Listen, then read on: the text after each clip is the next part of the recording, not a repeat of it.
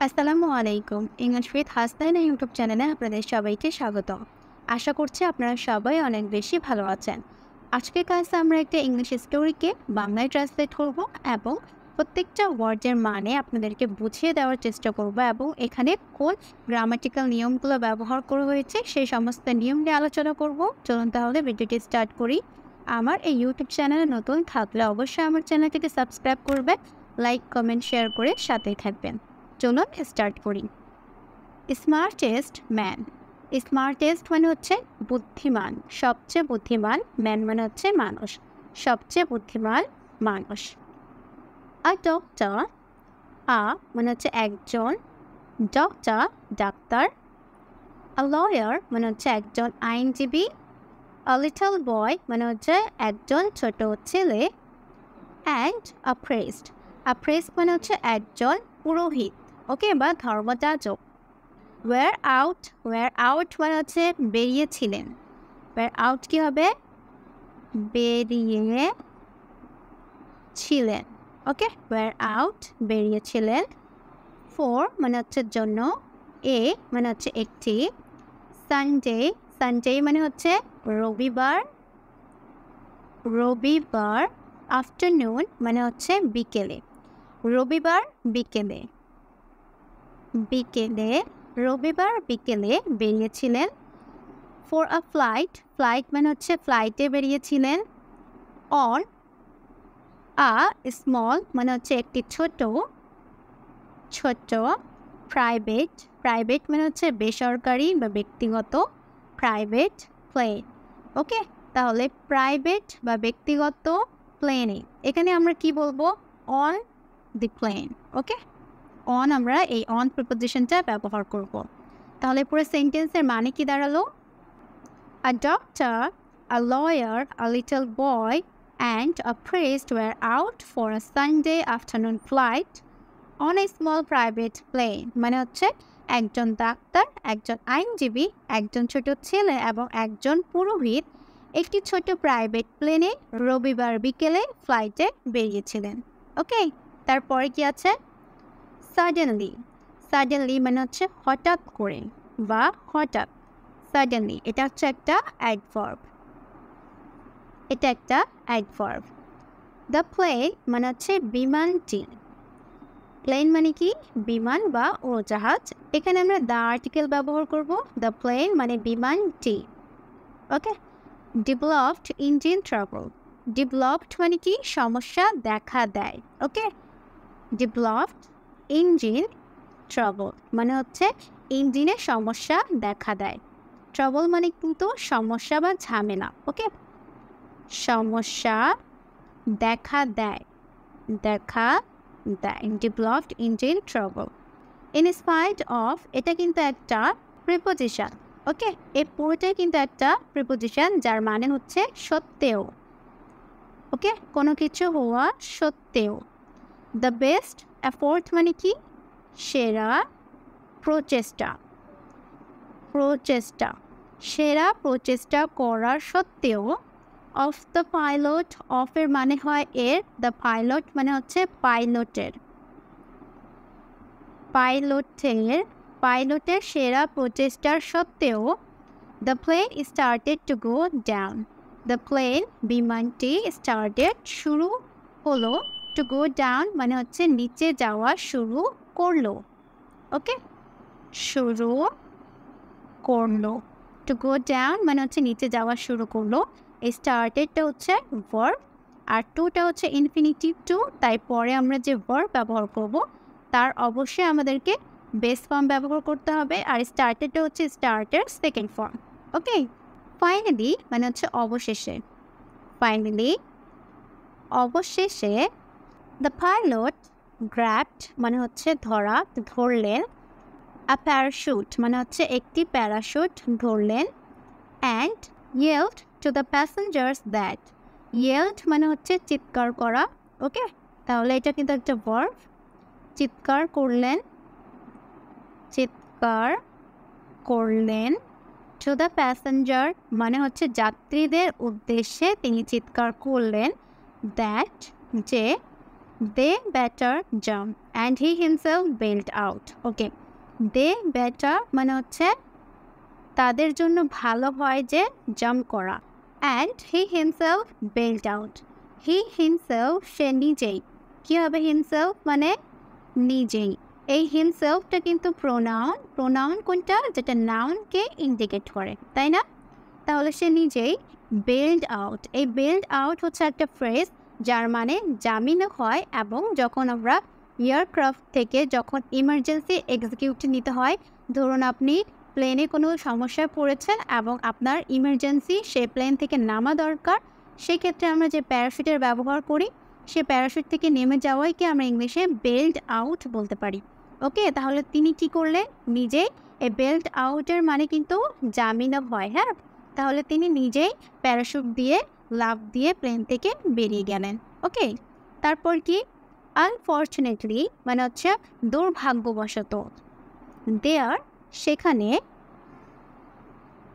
দেয়ার wire মানে ছিল, দেয়ার wire ছিল only শুধুমাত্র 3 প্যারাশুটস, সেখানে শুধুমাত্র 3টে প্যারাশুট রিমেইনিং মানে কি, কোনো কিছু অবশিষ্ট থাকা, তাহলে অবশিষ্ট ছিল, সেখানে শুধুমাত্র বা কেবলমাত্র 3টি প্যারাশুট অবশিষ্ট ছিল। The doctor grabbed one and said, okay, grabbed one মানে হচ্ছে একটাকে নিলেন, গ্র্যাব মানে কি কোনো কিছু আঁকড়ে ধরা অথবা কোনো কিছু নেওয়া, অ্যান্ড সেড এবং বললেন, আই অ্যাম আ ডক্টর, আমি একজন ডাক্তার। ওকে, এই অ্যাপোস্ট্রফি দিয়ে এম যেটা লেখা আছে সেটার মানে হচ্ছে যে এম, আই অ্যাম, আই এর পর সবসময় আমরা এম ব্যবহার করি এবং পাস্ট টেন্সে ওয়াজ অথবা কখনো কখনো ওয়্যার ব্যবহার করি। আই অ্যাম আ ডক্টর, আমি একজন ডাক্তার। আই সেভ লাইফস, আমি জীবন বাঁচাই, সেভ মানে কি বাঁচানো, লাইফস মানে জীবন, আই সেভ লাইফস আমি জীবন বাঁচাই। সো তাই আই মাস্ট লিভ, আমাকে অবশ্যই, মাস্ট মানে কি অবশ্যই, এটা হচ্ছে একটা মডেল ফর অবশ্যই লিভ, তাই আমাকে অবশ্যই বাঁচতে হবে। কি হবে, বাঁচতে হবে, আই মাস্ট লিভ, এটার বাংলা কি হবে, আমাকে অবশ্যই বাঁচতে হবে, আই মাস্ট লিভ। মাস্ট আমরা কখন ব্যবহার করি, যখন আমরা 100% কোনো কিছুতে শিওর থাকি বা কোনো কিছুতে শিওর থাকি না। যদি আমরা বলতাম যে আমাকে অবশ্যই বাঁচতে হবে না, তখন আমরা বলতাম আই মাস্ট নট লিভ। যদি আমরা বলি যে আমাকে অবশ্যই বাঁচতে হবে, I must live. Okay, and jumped মানে কি, এবং লাফ দিল, জাম্পড আউট মানে হচ্ছে বাহিরে লাফ দিল। দ্য লয়ার দেন সেড, তখন আইনজীবী তারপর বলল, দেন মানে কি তারপর আইনজীবী বলল, আই অ্যাম আ লয়ার, আমি একজন আইনজীবী, অ্যান্ড লয়ার্স আইনজীবীরা। ওকে, এখানে কি আছে, এস আছে, মানে একের অধিক লয়ারকে বোঝানো হচ্ছে, আইনজীবীরা। আর যেহেতু এখানে একের অধিক লয়ারকে বোঝানো হয়েছে, এই জন্য আমরা এখানে আর হেল্পিং ভার্বটা ব্যবহার করব। Lawyers are the smartest people in the world, মানে হচ্ছে সারা বিশ্বে সবচেয়ে বুদ্ধিমান ব্যক্তি হলো আইনজীবীরা, এটা মানে এটা দাঁড়াচ্ছে। ওকে, দ্য স্মার্টেস্ট, ওকে, এই স্মার্টেস্টটা সুপারলেটিভ ফর্মে আছে, তাই যখনই আমরা এটাকে স্মার্টেস্ট বলবো, লাস্টে ইএসটি অ্যাড করি, তখন তার আগে কিন্তু আমরা সবসময় আর্টিকেলে দা ব্যবহার করি। দ্য স্মার্টেস্ট মানে হচ্ছে সবচেয়ে বুদ্ধিমান ব্যক্তি, ইন দ্য ওয়ার্ল্ড মানে হচ্ছে বিশ্বের সবচেয়ে বুদ্ধিমান ব্যক্তি হচ্ছে আইনজীবীরা। আই ডিজার্ভ টু লিভ মানে হচ্ছে আমি, ডিজার্ভ মানে হচ্ছে যোগ্য, টু লিভ মানে হচ্ছে আমি বেঁচে থাকার যোগ্য, টু লিভ মানে কি বেঁচে থাকা, আমি বেঁচে থাকার যোগ্য। হি অলসো গ্র্যাবড মানে তিনিও, গ্র্যাবড মানে কি আঁকড়ে ধরা, আ প্যারাশুট একটি প্যারাশুট ধরলেন, অ্যান্ড জাম্পড এবং লাফ দিলেন। The priest looked at the little boy and said, স্টোরিতে ব্যক্তি আছে 4টা কিন্তু প্যারাশুট ছিল 3টা, তার মধ্যে অলরেডি ডাক্তার এবং আইনজীবী 2টা প্যারাশুট নিয়ে গিয়েছে, অবশিষ্ট থাকলো একটা। চলুন তারপর স্টোরিটা পড়ি। The priest looked at the little boy, okay, priest মানে পুরোহিত বা ধর্মযাজক, লুকড তাকালেন, এট দ্য লিটল বয় মানে লুকড এর পর কিন্তু আমরা এট এ প্রিপোজিশনটা ব্যবহার করি। লুকড এট মানে তাকালেন, দ্য লিটল বয় মানে ছোট ছেলের দিকে তাকালেন এবং বললেন মাই সান আমার পুত্র বলে তিনি ছেলেটাকে ইন্ডিকেট করলেন। I have lived a long and full life. I have, okay এখানে হ্যাভ কেন বলছি, অ্যাপোস্ট্রফি দিয়ে যখন বিই লেখা থাকে তার ফুল ফর্ম কিন্তু হয় have. Okay, I have lived মানে আমি বাস করেছি, আই হ্যাভ লিভড মানে আমি বাস করেছি। আ লং মানে হচ্ছে একটি দীর্ঘ, অ্যান্ড ফুল মানে হচ্ছে পূর্ণ, আর লাইফ মানে হচ্ছে জীবন। ওকে, আমি একটি দীর্ঘ এবং পূর্ণ জীবন বাস করেছি। ওয়েল, এটা কোন টেন্স আমরা কি বলতে পারি? এটা হচ্ছে যে প্রেজেন্ট পারফেক্ট টেন্স চেনার উপায় হচ্ছে যখন আমরা ভার্ব একটা সাবজেক্ট নিই, তারপর হ্যাজ ব্যবহার করি, তারপর ভার্বের পাস্ট পার্টিসিপল ফর্মটা ব্যবহার করি। ধরুন কোনো কাজ আপনি অতীতে শুরু করেছেন এবং বর্তমানে তার প্রভাবটা এখনও আছে। হ্যাঁ, অতীতে শুরু করেছিলেন এবং বর্তমানে তার প্রভাব আছে, তখনই কিন্তু আমরা প্রেজেন্ট পারফেক্ট টেন্সে কথা বলি। ওকে, তাহলে এখানে যে তিনি বোঝাচ্ছেন যে আমি একটি দীর্ঘ এবং পূর্ণ জীবন বাস করেছি, এই সেন্টেন্সটাকে আমরা এভাবে বলবো যে I have lived a long and full life. You are young মানে তুমি এখনও ছোট। Have your whole life ahead of you. Okay, have your whole life মানে তোমার পুরো জীবন এখন আছে। হ্যাভ ahead মানে আছে, অফ ইউ মানে তোমার এখন অবশিষ্ট জীবন বেঁচে আছে। Take the last parachute, take মানে নাও, টেক মানে হচ্ছে কোনো কিছু নেওয়া, এটা একটা verb. Okay, take the last মানে হচ্ছে শেষ, প্যারাশুট মানে শেষ প্যারাশুটটি নাও। অ্যান্ড লিভ ইন পিস এবং শান্তিতে বেঁচে থাকো। ইন পিস মানে কি? শান্তিতে, লিভ মানে বেঁচে থাকো। The little boy handed the parachute back. Okay, handed back মানে কি? আপনাকে ধরুন কেউ কোনো কিছু দিয়েছে এবং সেটা আপনি ফেরত দিয়ে দিলেন, তখন আমরা এই হ্যান্ডেড ব্যাক বা হ্যান্ড ব্যাক এই ফ্রেজটা ব্যবহার করি। ছোট ছেলেটি সে প্যারাশুটটা প্রিস্টকে দিয়ে দিল, অ্যান্ড সেড এবং বলল নট টু ওয়ারি। ওয়ারি মানে কি? চিন্তা করা, এটা একটা ভার্ব। আর এটাকে যখন আমরা পাস্ট টেন্সে করি তখন আমরা ওয়ারি এভাবে লিখি। Okay, worried. Okay, not to worry মানে চিন্তা করার কিছু নেই। নট টু ওয়ারি মানে কি? চিন্তা করার কিছু নেই। ফাদার মানে বাবা। The smartest man in the world just took off with my backpack. Okay, এটার মানে কি? দ্য স্মার্টেস্ট ম্যান কে ছিল? সে লয়ার ছিল। ওকে, লয়ার যে তাকে সবচেয়ে বুদ্ধিমান ব্যক্তি বলে দাবি করেছিল। ইন দ্য ওয়ার্ল্ড মানে হচ্ছে পৃথিবীতে যে সবচেয়ে বুদ্ধিমান ব্যক্তিটি ছিল মানে লয়ার।